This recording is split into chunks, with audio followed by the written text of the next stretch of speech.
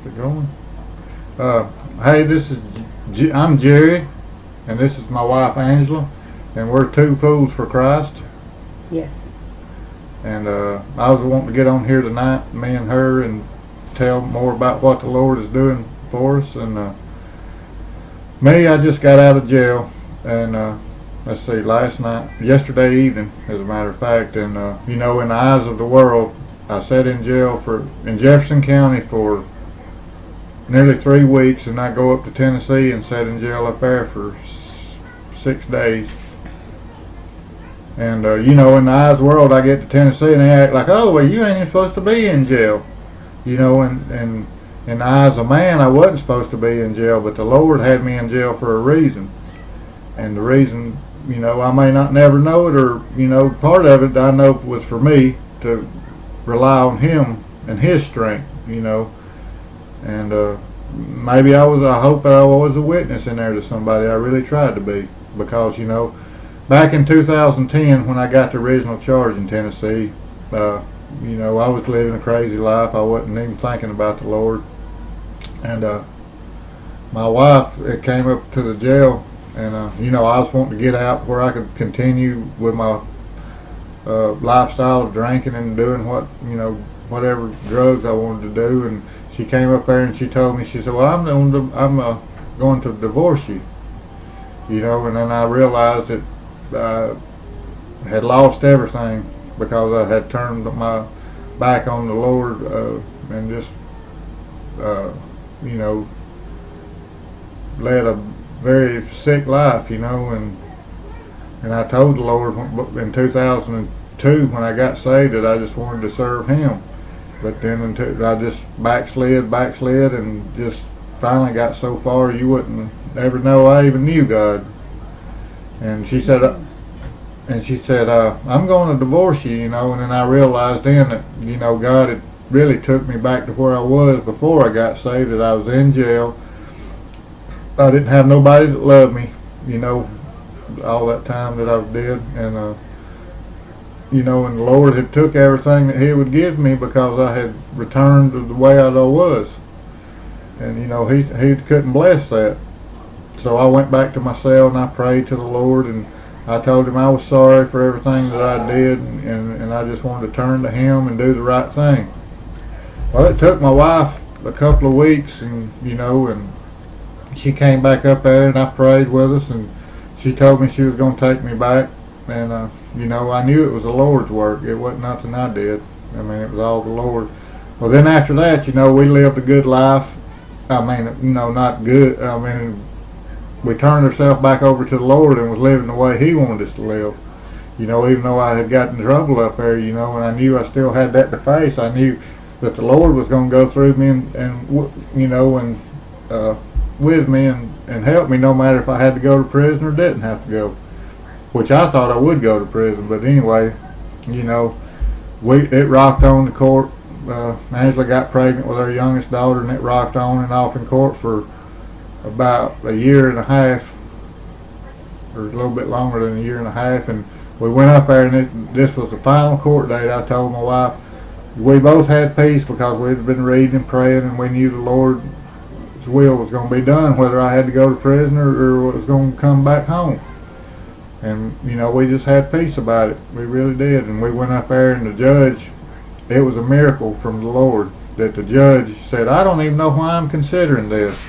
And I'm going to get the transcript, maybe, I hope soon, maybe, and I'm going to read the transcript one day. But the Lord, it was a miracle from the Lord, because the judge came out there and said, I came out here, thought I was going to give somebody to 8 to 12 years in prison.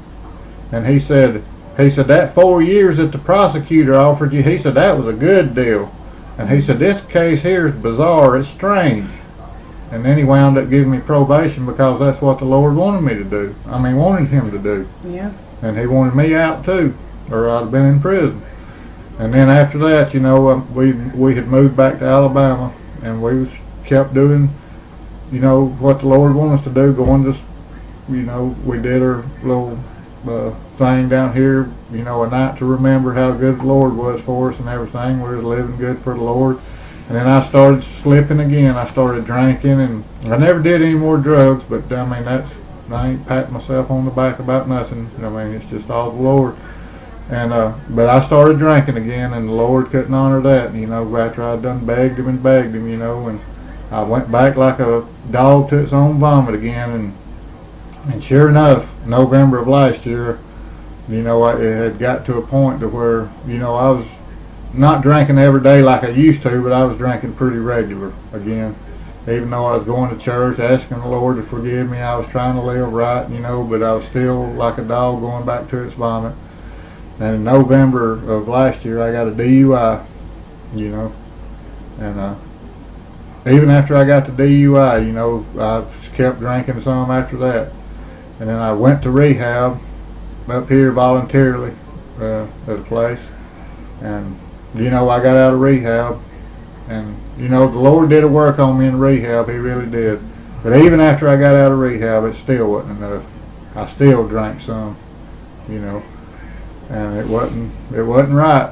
So the Lord knew I was still doing wrong. So, you know, the Lord put me in jail. He did.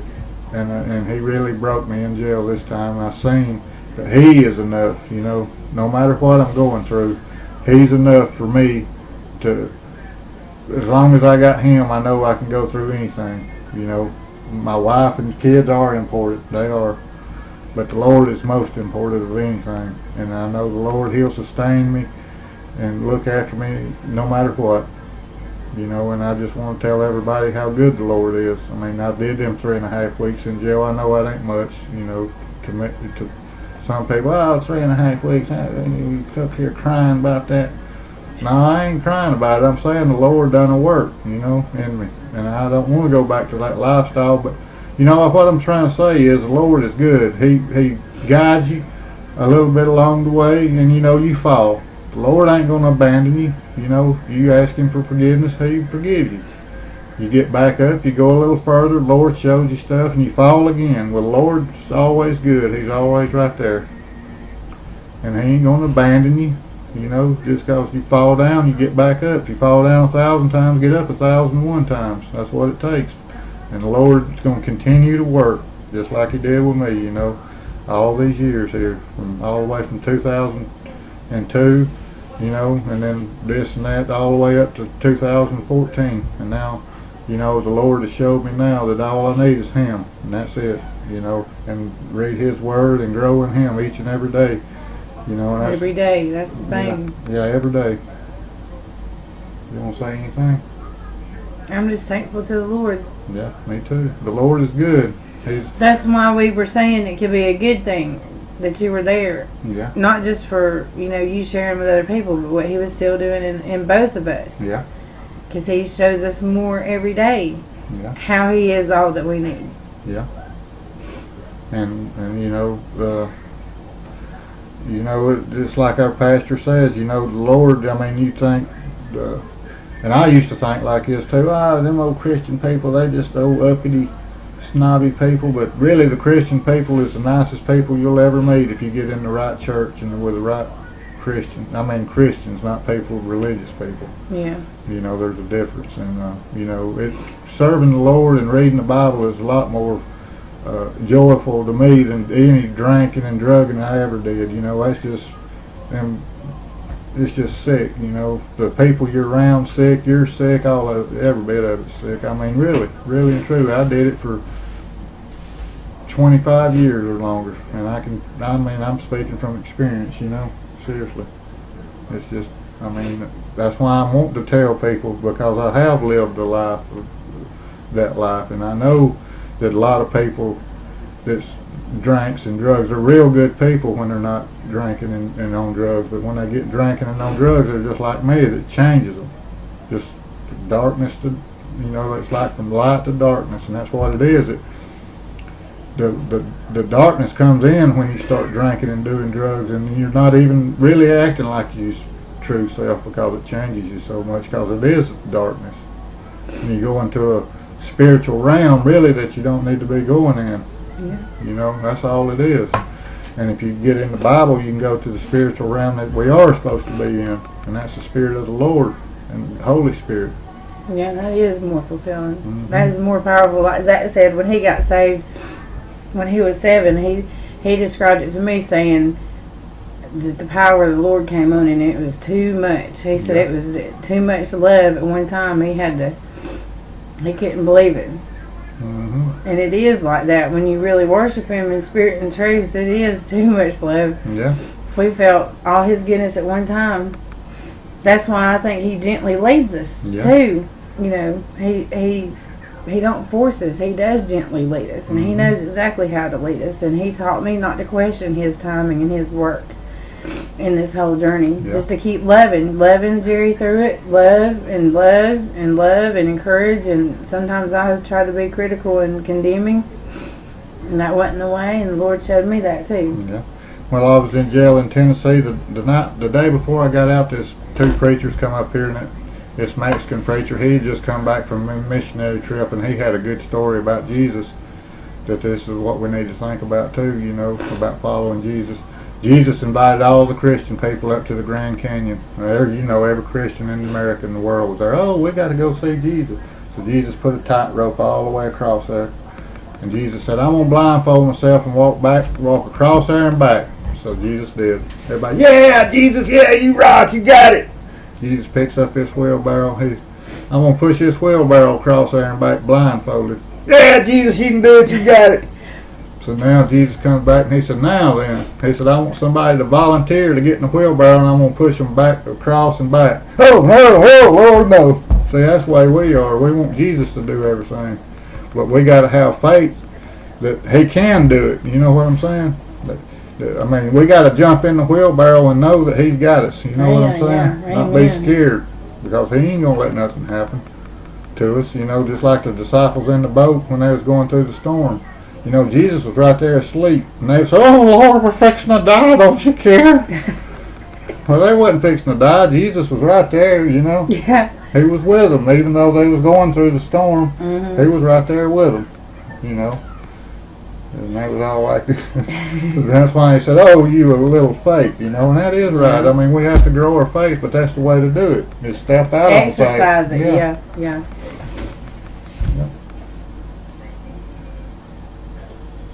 What are our plans now? I mean, what do you feel like we're ready to do? Well, I'm just trying to do the ministry that the Lord wants me to do, you know, whatever it is. I don't care what it is. If it's sitting here doing this, or if it's speaking to a small group of people or a large group of people, you know, I just want to do whatever the Lord leads me to do, and if I'm invited to speak, I will, you know, and you, both of us, you know. I don't know. You know, whatever the Lord leads me to do, I'll do it. If it's picking up trash on the side of the road, you know, I mean, seriously, whatever, I mean, I don't know. Well, until we still have things to work out, or let the Lord work it out, things we're still going to go through. Oh, yeah, I mean, we're not perfect by no means, but we're... Well, I mean, with more court dates. Oh, yeah. Yeah, I mean, the court's not over, I mean, but whatever happens, the Lord is in control of it. He is. You know, no matter if I have to go back to jail or don't have to go back to jail, you know. The Lord didn't, you know, put me out there, you know. I did that to myself, in other words, you know what I'm saying? And I can't sit here, oh, the Lord did this to me, and I'm just mad now. Well, the Lord didn't do it, I did it, you know, and that's what people need to realize is, you know, I used to be that way, try to blame everything on God. It was all His fault. You know, it's just sick. It was my own sickness, really, that's, you know, trying to blame somebody else for my problems. And I couldn't blame myself because I really wasn't man enough, you know, and I had to blame somebody. So I guess that was a scapegoat that I felt like, you know. That's what I did.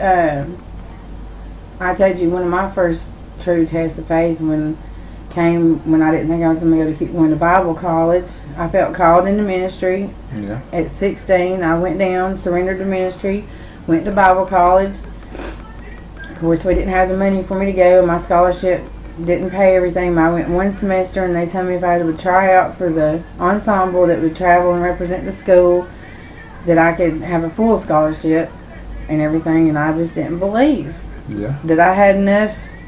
But that's where we get in trouble, is believing in ourselves, or thinking that we have to have enough, or we have to do enough. We don't end up. We have to be weak enough to know that God's got it. Yeah. We have to quit worrying about what we can or can't do, Yeah. and worry about what God can do and what He wants to do in us, and then letting Him do it. Just surrendering to Him and saying, jumping in that wheelbarrow, which, you know, we all have times in our life when we could have went one way or another, but I know where we are right now is where we're supposed to be right now, and, you know, I'm grateful for His work in us.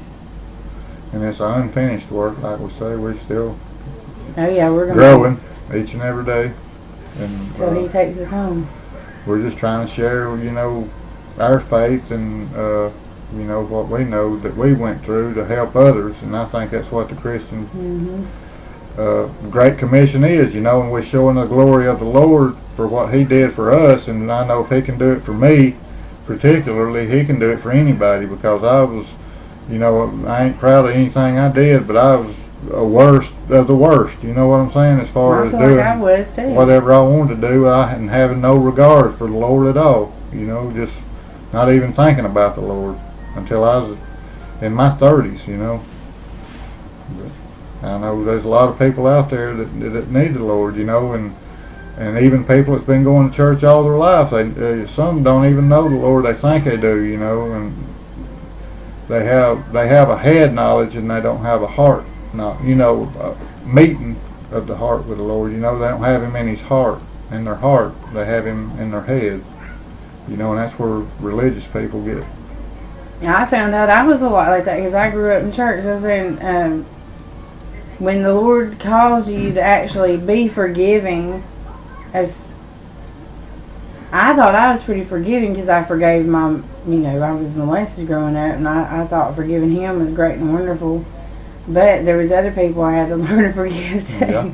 I mean, you know, like, there's just so much we've learned on this journey. So much we want to share, but the main thing was we wanted to share what's on our heart tonight, and one of those things is having a heart knowledge. Yeah. And you know, I want to say this too, that some people might get up there and say, he's just an old drunk, who cares what he says? You know, they can say that if they want to, but I know the Lord is in me, and I don't care what they say about me. I'm going to do what the Lord wants me to do, you know, and tells me to do, and this is part of it. You know, I don't care what people say. Jesus said the people's going to persecute you. They persecuted Him. They're going to mock you, but you're going to get blessed. You know, if even in heaven, just going to heaven's plenty enough blessing. You know, but that's what you know. Just following the Jesus is enough reward for me. I don't care. You know, if people take me out and stone me or not. You know, like they did the old disciples, we got to follow Jesus no matter the cost, you know, and it's worth it. It is worth it. It really is, and I know it is. You know, it took me a lot of years, you know, to get to this point, but when we started out in 2010, when that rock bottom hit, you know, you got arrested, got put in jail. Then, you know, when you prayed and the Lord restored our family together, and we made a decision then to really, you chose to humble yourself to the Lord, and I did too, and we said we're going to be a family that serves the Lord. But that was just the beginning. Yeah. And one thing that we prayed then was that our faith would sustain us, that God would grow our faith. I mean, do you remember us praying about that back then? Yeah. That our faith would be strong enough, for one thing, to go through us being separated possibly. Yeah. That was when you know, I was praying, Lord, I want to be faithful to you even if Jerry gets put in prison. Back then in that sentencing in 2012. Yeah. And we prayed, even if you got put in prison, that we would stay true to the Lord and each other, no matter what. And then when we were realizing the times that we're in, we were saying, you know, we better have a faith that will endure to the end, even if we're threatened with a gun to our head. Will you deny Jesus or our children's lives or anything? That our faith in God is secure. Yeah. And I do feel like our faith has grown a lot. And that is the testing and refining and purifying and strengthening of our faith of the Lord You turned right to it, didn't you? Which is before. Go ahead. Okay. I mean, this is a well-known verse to many people, and it's about faith. And here's the definition of faith. Now, faith is being sure of what we hope for, and certain of what we do not see. This is what the ancients were commended for. This is Hebrews 11:1 through 3. By faith we understand that the universe was formed at God's command, so that what is seen was not made out of what was visible. You know, that's the definition of faith. And there's another passage I want to, and this is a good one too. Hebrews 12:1. Therefore, since we are surrounded by such a great cloud of witnesses, let us throw off everything that hinders and the sin that so easily entangles, and let us run with perseverance the race marked out for us. And this is verse 2. Let us fix our eyes on Jesus, the author and perfecter of our faith, who for the joy set before him endured the cross, scorning its shame, and sat down at the right hand of the throne of God. Consider him who endured such opposition from sinful men, so that you will not grow weary and lose heart. In your struggle against sin, you have not yet resisted to the point of shedding your blood. You know, that right there is a powerful thing, because, you know, Jesus was humiliated. They said, you saved yourself and you saved all these other people. You know, and they beat him like a dog and made fun of him, and he didn't deserve none of that stuff. We the one deserved it, but he knew that he was going to heaven, and that's what he had to do to save us, the ones that was beating him and slapping him and treating him like a dog. And he was asking his Father there at the end, Father, forgive them. Mm-hmm. You know, that's the Lord that we want, that I serve anyway. You know. Amen. But you know, I was just wanting to share that. Well, I guess we'll end it here. That's going to do it right now for Two Fools for Christ. 2 Fools for Christ. Mm-hmm. Jerry and Angela. Praise the Lord. Amen. Amen.